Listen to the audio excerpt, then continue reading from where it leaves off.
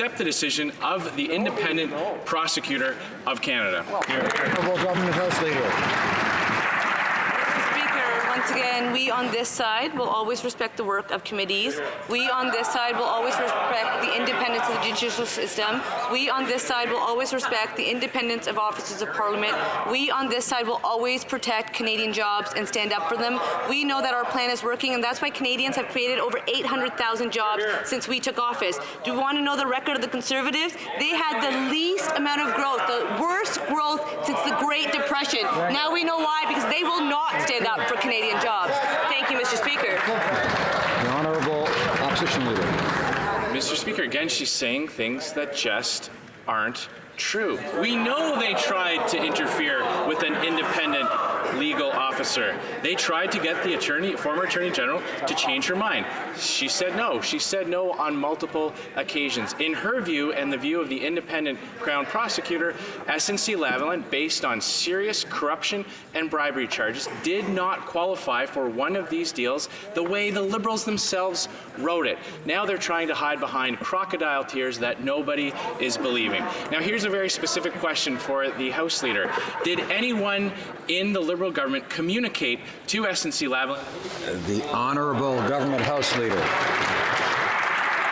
Mr. Speaker, let's look at the record. The Director of Public Prosecution Service confirmed that prosecutors in every case, quote, exercise their discretion independently and free from any political or partisan consideration, unquote. Mr. Speaker, we on this side have increased resources to committees so that committees can do their work. Members from both sides sit on the Justice Committee. Justice Committee members have come together to ask for witnesses to appear. Witnesses are appearing. Mr. Speaker, I will remind this House and all Canadians what Canadians said no to. Canadians said no to the failed approach of austerity for the Conservatives that leader continues to fight for. Thank you, Mr. Speaker. Hello. Order. The Honourable Member for Richmond, Arthabaska. Mr. Speaker, Canadians want to know the truth in the SNC-Lavalin affair. Yet yesterday, the Prime Minister and Liberal members refused to ensure that the Prime Minister would come before the Justice Committee. So can he just answer one simple question? Did Cabinet members close to him or ministers assure SNC-Lavalin that there would be no criminal prosecution? Yes or no? The Government House Leader. Mr. Speaker, once again, they're going to continue to engage in speculation, but we on this House look at the facts. The leader of the Conservative Party met with the company. The leader of the NDP did as well. And in the committee, the Conservatives said that I don't want to think anyone would think there's anything wrong in meeting with SNC-Lavalin. We in this House, we on this side, respect the work of committees. We respect offices of Parliament. That's why we increased resources, and we will not use the same approach as the Conservatives. Thank you very much, Mr. Speaker. The Honourable Member for Richmond Arthabaska. Mr. Speaker, the question that I asked is simple and perfectly legitimate. Did a member of the Prime Minister's office, anyone close to him, assure SNC-Lavalin that they would be able to avoid a criminal trial for the actions that we are all aware of? Why does the Prime Minister refuse to answer such a simple question and come before the Justice Committee? The Honourable Government House Leader. Mr. Speaker, the Conservatives have no respect for committees. We, on this side of the House, know that members sit on the committee. They asked for witnesses. Witnesses are coming. They will continue to come, and they will answer members' questions from both sides. We, on this side of the House, are currently aware that there's also a study on the part of the Ethics Commissioner. We respect the work of the Commissioner. We respect the work of the committee. But as we can see, that's not the case for the Conservatives. The Honourable Member for Rimouski, Nejet, Témiscouata, Les Basques. Mr. Speaker, in 2006, SNC-Lavalin illegally gave $110,000 to the Liberal Party of Canada and to its associations. Today, SNC-Lavalin needs a helping hand because they're in trouble. The machine is working. More than 50 meetings between the company and the government. Why? Over those 2 years, 14 meetings with the PMO. That's one meeting every 2 months. Why? Now, for the former Minister of Justice to come before the committee is one thing. I'm looking forward to hearing her. But why were there so many lobbying meetings? The Honourable Government House Leader.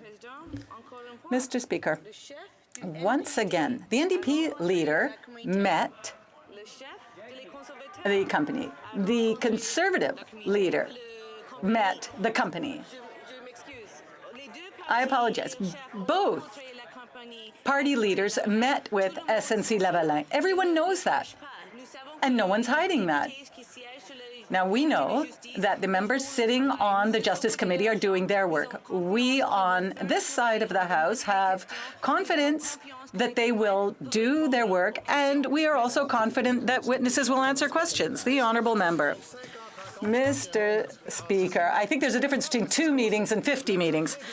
Anyway, here's what we know. The Director of Public Prosecution formally denied a remediation agreement for SNC-Lavalin on September 4th. And yet 2 weeks later, the Minister of Justice met with the Prime Minister to discuss this matter. The day after, SNC-Lavalin lobbyists managed to get 4 meetings with ministers and senior officials. My question is this. The Minister of Finance or the Minister of International Trade, are they, rather, willing to come before the Justice Committee to disclose the content of their conversations? The Government House Leader. Mr. Speaker, it looks like the Conservatives and the NDP are sharing the same lines, but here are the facts. The Director of Public Prosecutions confirmed that prosecutors in every case exercise the discretion independently and free from any political consideration. The prosecutor also said that there is no direct communication between the DPP and the PMO. The clerk of the Privy Council also said that at every opportunity, the Prime Minister made it clear that this was a decision for the Minister of Justice to take.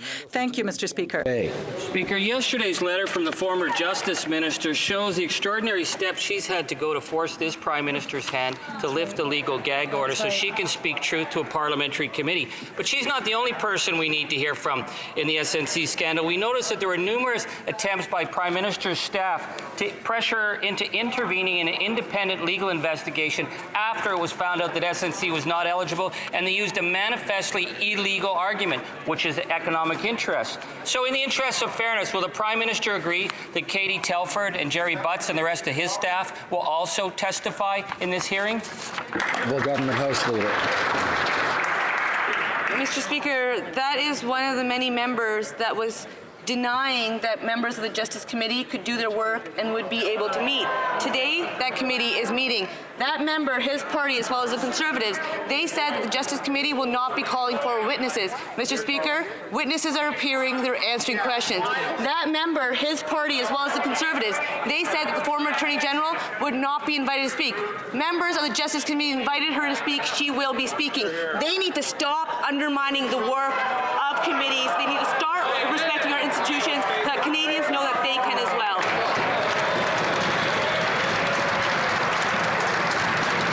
Honourable Member for Timmins, James Bay. Order. Oh, she's not going to get her honorary set of gold SNC cufflinks with excuses like that, because we're talking about the illegal interventions by the Prime Minister's office. So let's just set this in.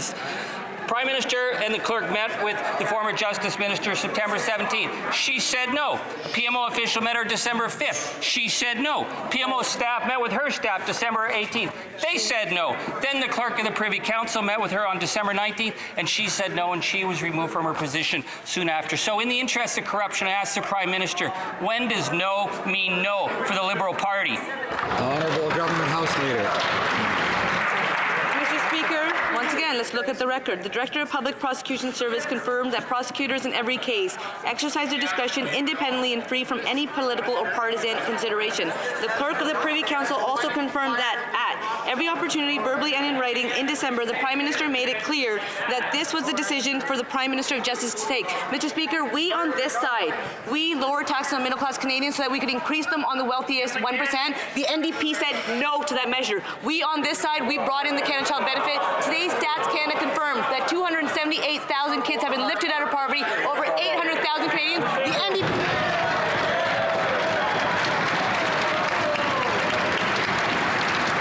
Honourable member for Milton. I feel like the Honourable House Leader is being paid by the word today, Mr. Speaker. What I would say, though, is this. I have very few words on this matter. What I'd like to know, Mr. Speaker, is this. I'm sorry, I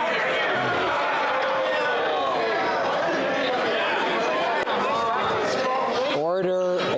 I would ask members to come to order, and I would encourage members to try to avoid things that provoke disorder in the House. And comments that are insulting, do that. Order. I would say it to both sides. Order. Are we going to carry on? The honourable member for Milton. I can't blame her, Mr. Speaker. I wouldn't want to answer my questions either.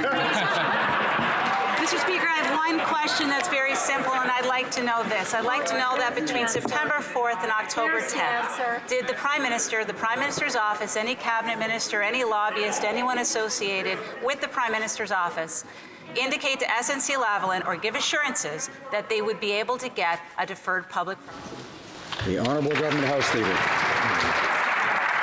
Mr. Speaker, Justice Official Backgrounder on Remediation Agreement states two of the main purposes for remediation agreements. 1, hold the organization accountable for the wrongdoing.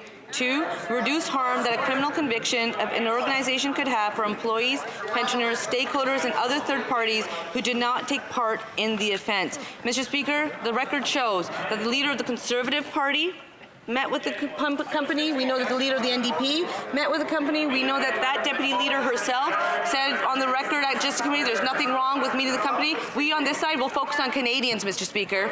Honourable member for Milton. Mr. Speaker, somebody's going to have to answer this question because on September 4th, the Director of Public Prosecutions actually informed SNC-Lavalin that they would not be receiving a deferred public prosecution agreement. However, in the audited financial statements of SNC-Lavalin, they indicate that the company was advised by the director of the PPC in October 2018 that it would not be invited by the PPSC. Who in the Prime Minister's office gave the assurance between September 4th and October 10 that there would not be a problem with the PPSA? The Honourable Government House Leader. Let's look at the record. The Director of the Public Prosecution Service confirmed that prosecutors in every case, quote, exercise their discretion independently and free from any political or partisan consideration. Last week, the Deputy Minister of Justice confirmed that, quote, there is no direct communication in any specific case between the PMO and the DPP.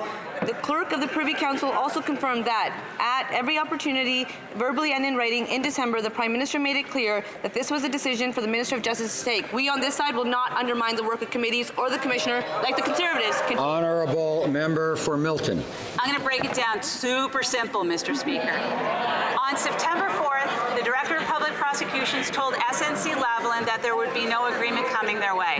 They didn't report it, and they didn't think that it was real until October. But miraculously, there were copious meetings between SNC-Lavalin lobbyists and the Prime Minister's office and the Clerk of the Privy Council. So let's try this again. Who told them they were going to be able to get out of going to court? Honourable Government House Leader.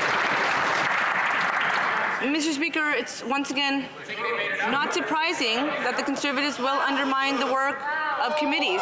Once again, it's not surprising that the Conservatives will undermine the work of the Conflict of Interest and Ethics Commissioner. Mr. Speaker, they did it for 10 years under Stephen Harper, and today they have chosen a new leader, but it still remains the same party of Stephen Harper. Mr. Speaker, Canadians can have confidence in their institutions. We on this side will let them do their work. They are meeting, they are calling forward witnesses. Witnesses are appearing, answering those tough questions. Members from both sides are present. Order. There's too much noise. I'm having trouble hearing the answers. We need to hear both the questions and the answers. Members have to remember that their side will get its turn in due course, and members have to listen to each other whether they like it or not, or what they're saying or not, as my honourable friend from Caribou, Prince George, is aware. The honourable member for Carleton. The Prime Minister claims that if he'd allowed SNC to face criminal conviction, the company would go out of business because corporate criminals are banned from federal contracts. But wait. December 2015, the government gave SNC a deal exempting it from the ban despite criminal charges. And now, the government is changing the policy to exempt SNC even if it is convicted. If the Prime Minister plans to allow SNC to get contracts even after a conviction, why did he need to intervene to stop the company from going to trial in the first place? Right. Honourable Minister of Public Services and Procurement. Mr. Speaker, our government works to ensure the highest ethical standards for government procurement and effectively address corporate wrongdoing. We've developed and are implementing a stronger integrity regime that holds companies accountable. PSPC has entered into an administrative agreement with this company while criminal proceedings are underway. This agreement permits the company to contract with the government while meeting strict corporate compliance conditions, ensuring strong oversight while protecting innocent third parties like pensioners and employees from financial harm. Honourable member for Carleton. Well, isn't that an interesting admission? They now claim that they can sign a direct deal between Public Works Department and the company to protect pensioners and jobs. That was supposedly the justification for interrupting the criminal proceedings in the first place. So if they have the ability to do this without blocking the prosecution, there must be another motive for having tried to secure a deferred public prosecution agreement. Will the minister admit that they were just trying to protect their corporate cronies and not the jobs of the workers? Honourable Minister of Public Services. Mr. Speaker, it is practice for the government to put in place administrative agreements with companies while criminal proceedings are underway. This administrative agreement will terminate if there is a criminal conviction, and in the meantime, we cannot comment on any ongoing court cases. Member for Carleton. No, but the government is working now on changing the policy so that the company could get an administrative agreement even after conviction. In other words, they didn't need to go about blocking the prosecution to achieve that goal. So if it wasn't to protect the workers or the pensioners or any other innocent party, who does it leave that the government was actually protecting? Isn't it clear that this company, which gave over $100 grand in illegal donations to the Liberal Party, is the real organization that these Liberals are trying to protect? Honourable Minister of Public Services and Procurement. Mr. Speaker, it was the Conservative government that put into place the integrity regime, and our government is working to enhance it. We are increasing the scope of activities that could result in debarment from contracts with the government with our enhanced integrity regime. We are looking at putting in place a stronger integrity regime that definitely will benefit Canadians and make sure that our Canadians' money is spent with integrity. The honourable member for Saint-Hyacinthe-Bagotte. Mr. Speaker, all over the country, people are struggling to pay for their medicine and make ends meet. But rather than help them, the Liberal government continues to tell them that they'll have to wait. This week, unions are in Ottawa to call on the government to work on implementing a comprehensive universal pharmacare plan that covers everyone.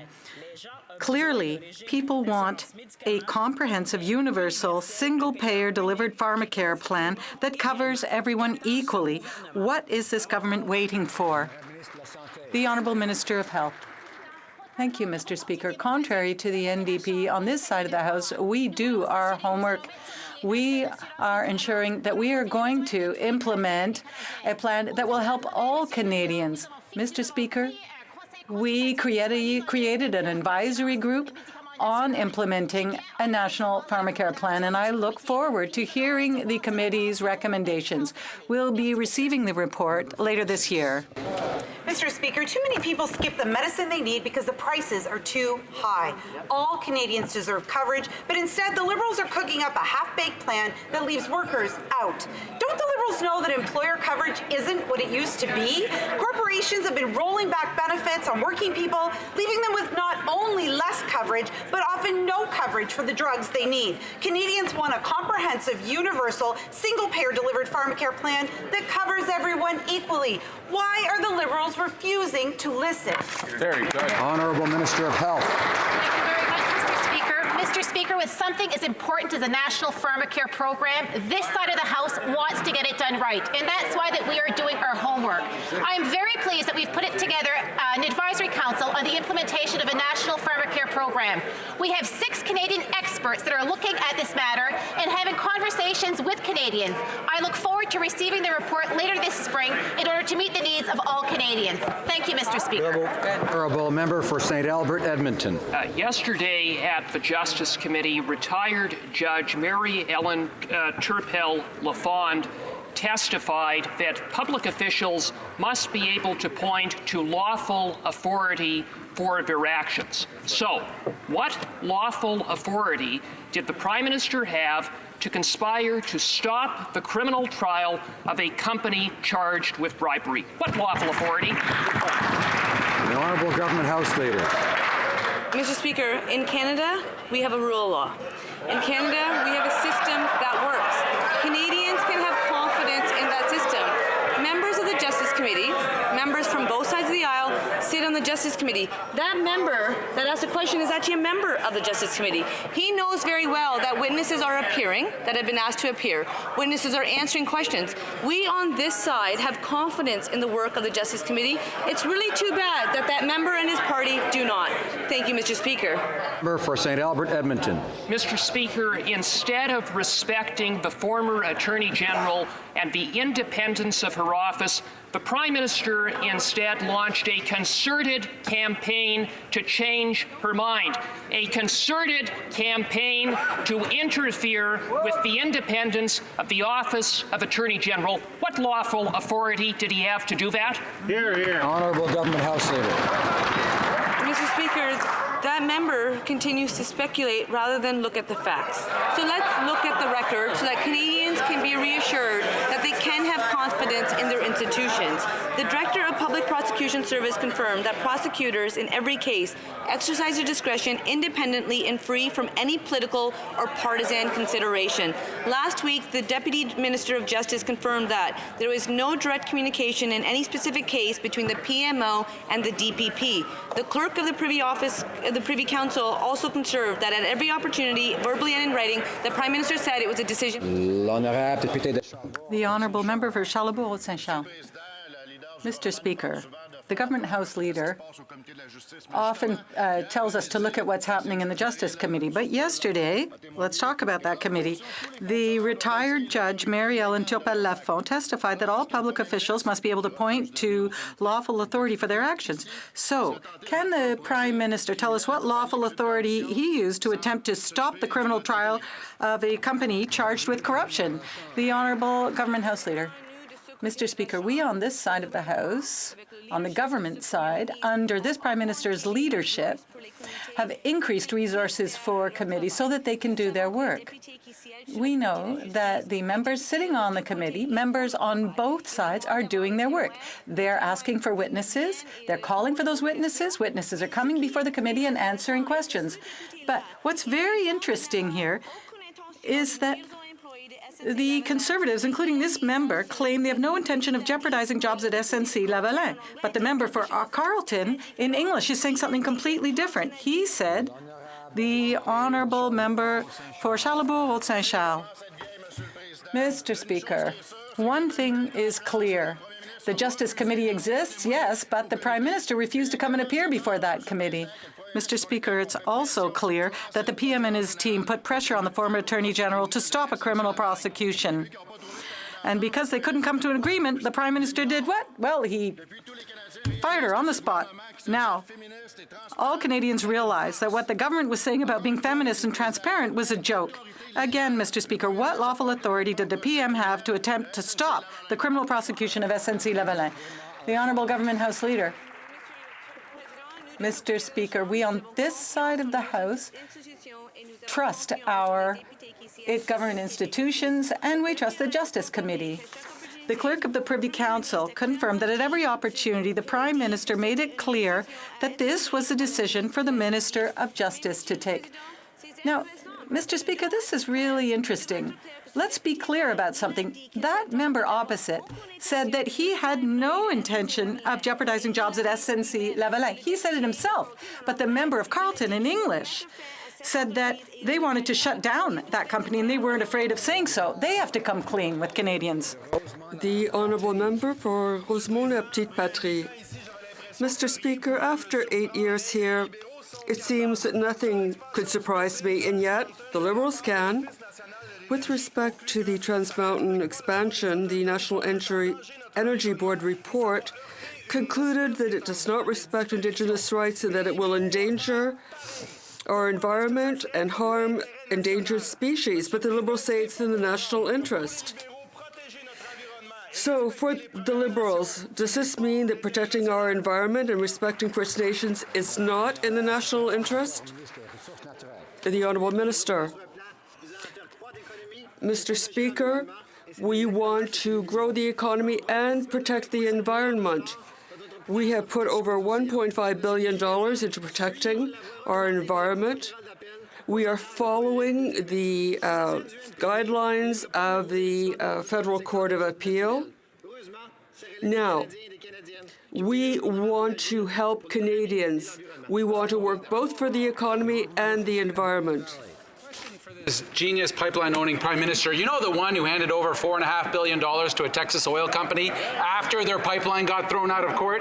Now he's looking to spend another $10 to $15 billion of our money. The National Energy Board admits that this pipeline will hammer the environment, hurt Indigenous relations, and further wreck our climate. Governing is about making choices, and Liberals are actually weighing the choice between protecting an orchid population, in repairing Indigenous relations, and actually fixing our carbon emissions, or building their pipeline. Which one's it going to be?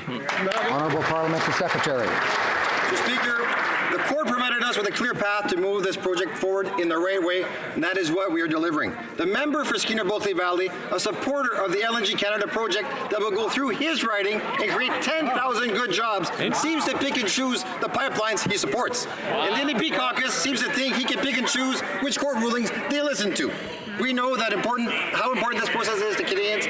We are working each day to get it right. Merci, Mr. President. Honourable member for Kenora. Thank you, Mr. Speaker. In the winter, constant snow and ice build up on runways can sometimes present a challenge for pilots landing safely at regional airports. And as you know, in the Kenora riding, there are 22 airports of this kind. My constituents rely on Red Lake Municipal Airport to support our local economy and to maintain social well-being with our community. So, Mr. Speaker, can the Minister please inform my constituents about what is being done to help local airports address their safety concerns? Thank you. Honourable Minister of Transport. I'd like to thank the member for Kenora for his excellent question and for his tireless work on behalf of his constituents. He knows that for this government, safety is our top priority. That's why I was delighted to join him at the airport in the community of Red Lake to highlight the new de-icing equipment, the new improved runway lighting that is going to make the airport even safer. It is important for local residents, for tourists, for the local businesses, and we will always put safety in front of everything with our regional airports. Thank you.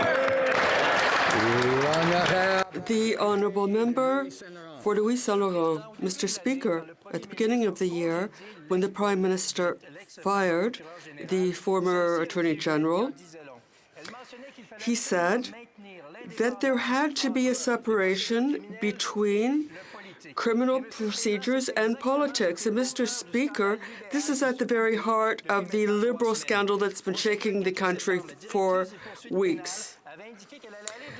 The director of public prosecution said she would go forward. I want to know if this issue was discussed in Cabinet, yes or no? The Honourable House Leader. Mr. Speaker, the director confirmed that the Attorney General could exert her authority independently. The government has done its work properly and followed all legislation and regulations. We believe in an independent judiciary and we believe in the rule of law.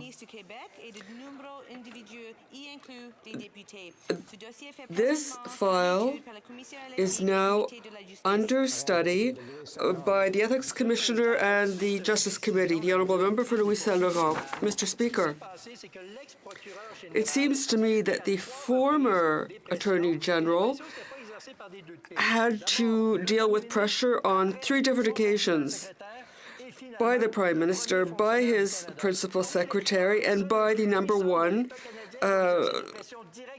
bureaucrat. I want to know if the DPP's decision was discussed. If the DPP's decision was discussed in Cabinet, yes or no? Mr. Speaker, the clerk confirmed that the Prime Minister clearly said that this decision was to be taken by the Minister of Justice, and the DPP confirmed that the Attorney General has a discretionary power that has to be exercised independently. There was no direct communication between the Prime Minister, Cabinet, and the DPP. The Conservatives say one thing in French, another thing in English. They should stop doing that. Up on this SNC-Lavalin scandal is that they're having trouble keeping their story straight. The clerk of the Privy Council testified last week that there was no discussion of the special deal for SNC-Lavalin at Cabinet, but the Minister of National Revenue went on the radio and said that the SNC deal was discussed at Cabinet. So only one of these people can be telling the truth. Which one of them is it? Honourable Government House Leader. Mr. Speaker, once again, I will reassure Canadians that they can trust their institutions. And we will share once again what happened at Justice Committee last week. When it was asked if it would be appropriate for the Prime Ministers and officials to discuss the matter with the Attorney General confirmed those kind of confirmations would be appropriate. When asked about conversations about Cabinet colleagues in his role as Minister of Justice and Attorney General and whether they were appropriate, the Attorney General answered, absolutely. We have always, and we will always, have confidence in our institutions, and Canadians can do as well. Thank you, Mr. Speaker. Honourable Member for Chilliwack Hope. Mr. Speaker, Canadians have confidence in their institutions. They've lost confidence in this Liberal government because the clerk of the Privy Council made it very clear that the SNC special deal was never discussed at Cabinet, yet the Prime Minister refused to answer direct questions on this matter, citing Cabinet confidence. So either the Prime Minister was misleading Canadians or the clerk of the Privy Council was misleading Canadians. Which one of them was misleading Canadians? The Honourable Government House Leader. Mr. Speaker, the Conservatives will continue to speculate. We know that that is their approach. It was their approach under 10 years of Stephen Harper, and unfortunately, it remains their case today. Mr. Speaker, Canadians are paying attention. They have not forgotten the rule book that the Conservatives released so that they could undermine and destroy committees. We on this side, we increased resources to committees so that committees could do their important work. And what was confirmed by the Justice Committee is that when the clerk of the Privy Council came to appear and answer questions, he said that at every opportunity, verbally and in writing, in December, the Prime Minister made it clear that this was a decision for the Minister of Justice to take. Honourable Member for Saskatoon West. Mr. Speaker, everyone in Canada deserves a safe, affordable place to call home. But the housing crisis is leaving many of us out in the cold. People need solutions now, not years from now. That is why in Burnaby South, elected Jagmeet Singh, a leader who understands the urgency of the housing crisis, unlike the Liberals who failed to act. Canadians can't wait any longer. Why are the Liberals so quick on their feet when their rich corporate friends need something and yet refuse to ensure safe, affordable housing for those who desperately need it now? Honourable Minister of Social Development.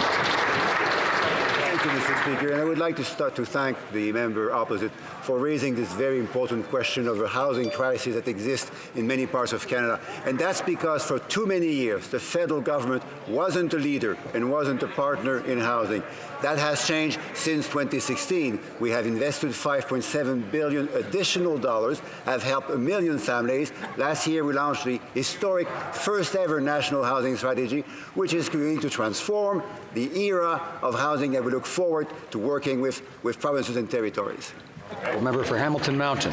Mr. Speaker, over 350 delegates from the Canadian Labour Congress are in Ottawa today to talk about pension security and pharmacare.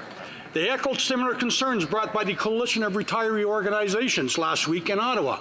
It's clear workers and retirees want the Liberals to finally take action to provide a real pension security for seniors and to introduce a fully universal pharmacare program.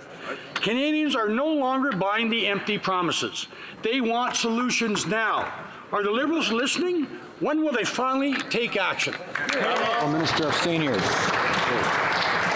To thank the honourable member for the question and for his work on the pension security file. Our government takes pension security for seniors very seriously. It is our government that, after decades, has invested the time, the energy, and the effort to get this right. That was included in the budget as well as my mandate letter. As a result of that, Mr. Speaker, we've had consultations. We've had over 4,000 submissions because we want to have an evidence-based solution and ensure that pensioners don't suffer unintended consequences. Mr. Speaker, we're working hard and we're going to get this right. Honourable member for Leeds, Grenville, Thousand Islands, and Rideau Lakes. Mr. Speaker, yesterday at the Justice Committee, a former judge testified that the RCMP Integrity Unit should thoroughly examine the Prime Minister's alleged interference with SNC-Lavalin's criminal trial. So I have a simple question. Has the Prime Minister or anyone in the PMO been contacted by the RCMP? The Honourable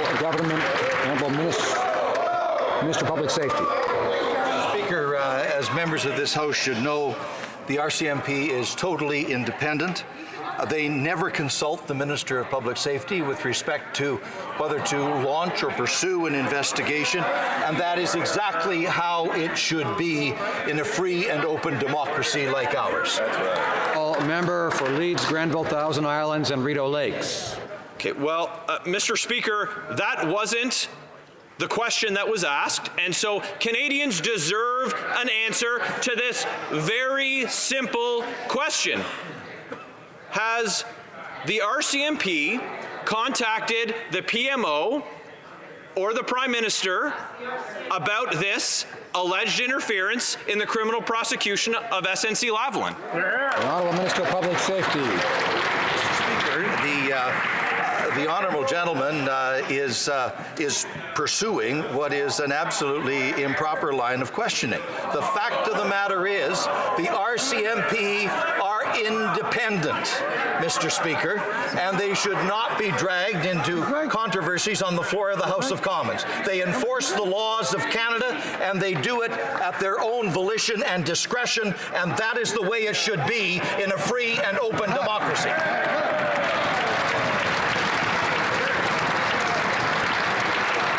The Honourable Member for Aurora, Oak Ridges, Richmond Hill. Mr. Speaker, again, it certainly feels like they're not in the business of answering the question. The question is quite simple, and Canadians deserve to know. There's a crisis in the rule of law. This is not politics as usual. This is serious, and Canadians know there's a deeper scandal.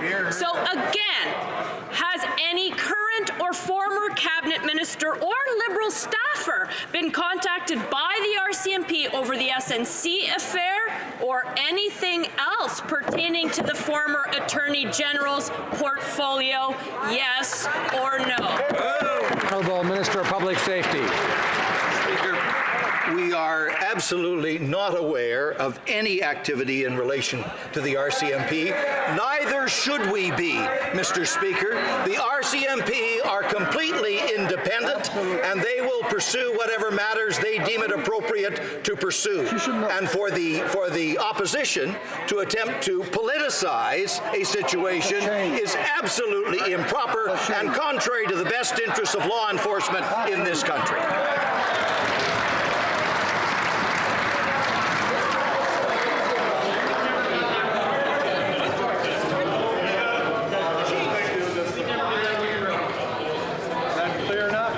Order.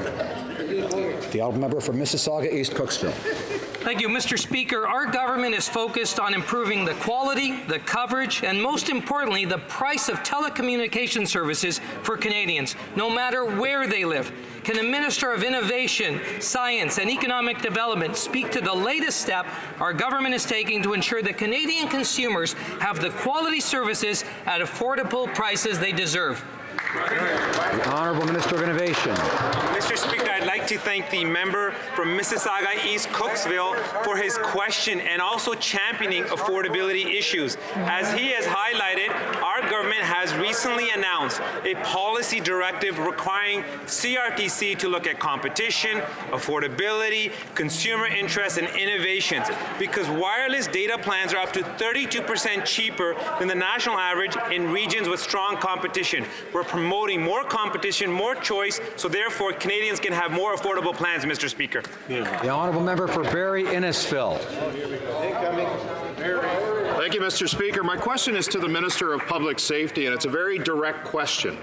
Has any staff member or any minister been contacted by the RCMP with respect to the SNC-Lavalin investigation?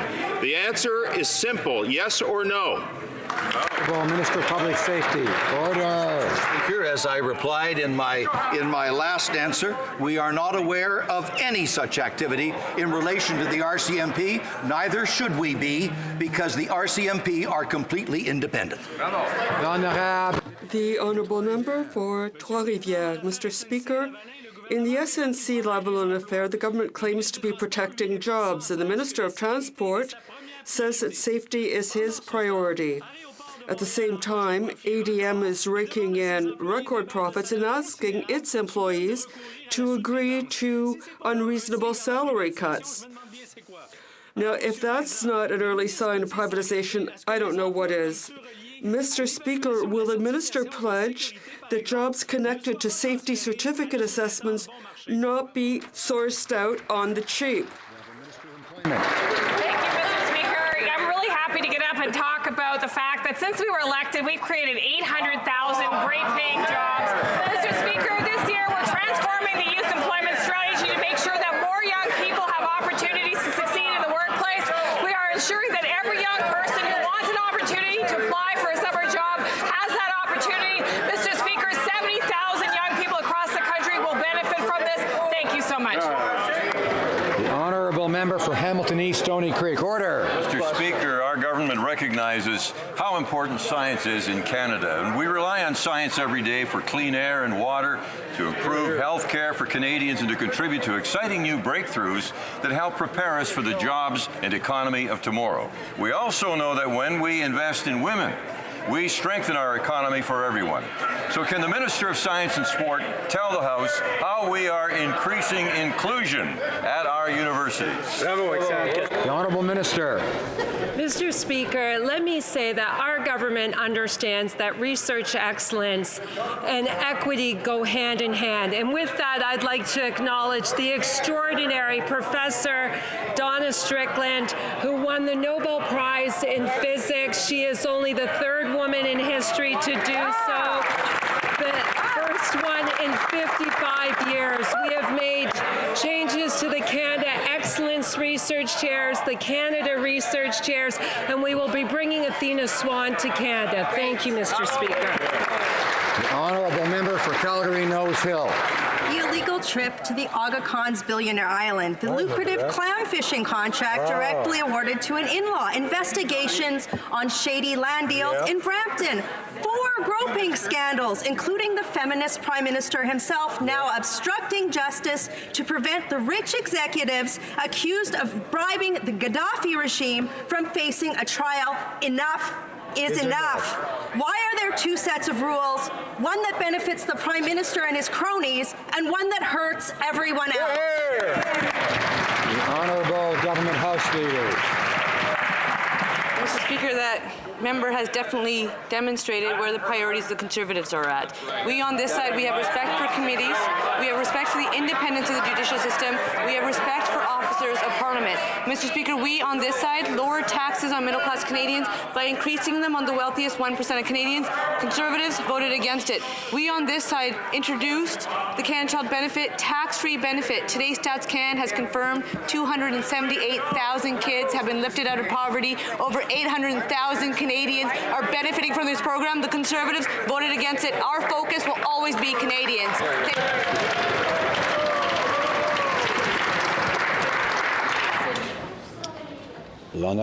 The Honourable Member for Rivière-du-Nord. Mr. Speaker, SNC-Lavalin has just lost $1.6 billion. This means jobs lost in Quebec. And what's the opposition talking about? About the Prime Minister and his poor relationship with the former Minister of Justice. And what's the Prime Minister talking about? About who to blame for his fiasco. The real issue, Mr. Speaker, has been forgotten. They're going to lose their head office and thousands of jobs in Quebec. What's the Minister of Justice waiting for to sign a remediation agreement with SNC-Lavalin? The Minister, Mr. Speaker, I would remind the Honourable Member that despite the fact that the legislation exists, there are procedures, there are court cases underway, and it would be inappropriate for me to comment. The Honourable Member, Mr. Speaker, here we have a government covering up the truth, two opposition parties who don't give a damn about workers, and thousands of jobs threatened because nobody is acting. They have no sense of priorities in Ottawa. When will someone in the government realize that their inaction on SNC-Lavalin is jeopardizing thousands of jobs in Quebec? The Honourable Minister. Mr. Speaker, we want workers to be protected, but we also want all rules and regulations to be respected. Mr. Speaker, it's the same for all workers across Canada, for suppliers and pensioners. We'd like to hear the opposition talk about this as well. The Honourable Member for both. Papineau gave his support to a campaign for the establishment of a United Nations Parliament that would have power to adopt binding regulations on Canada. His government has been imposing UN recommendations on Canada on issues such as climate change and migrations. Is this government planning to turn our country into a post-national subdivision of the UN? Or is it going to stand up for Canada as a sovereign nation deciding its own future? Order. Order. The Honourable Minister of Immigration. On this side of the House, we don't believe in conspiracy theories. We go with facts.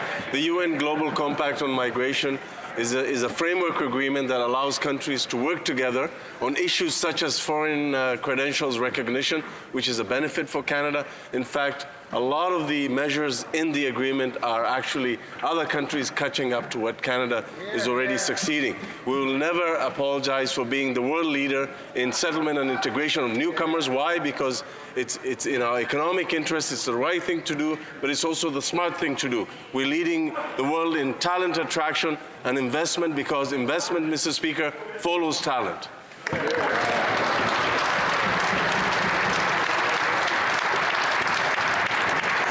Order. I would like to draw to the attention of honourable members, and I think I need to remind members that it is the role of the Speaker to do this and not others. The presence in the gallery, order, of Professor Donna Strickland, optical physicist and co-winner of the 2018 Nobel Prize in Physics.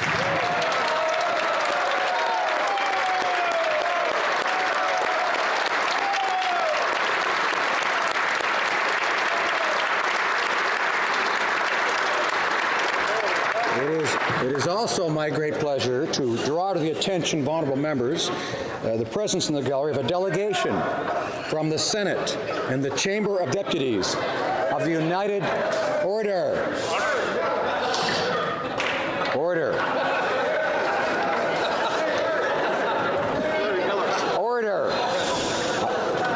A delegation from the Senate and the Chamber of Deputies of the United Mexican States participating in the 22nd Canada-Mexico Interparliamentary Meeting.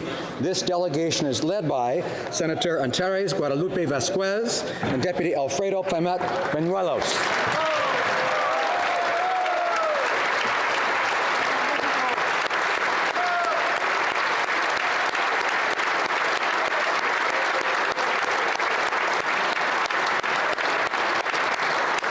Orders of the day.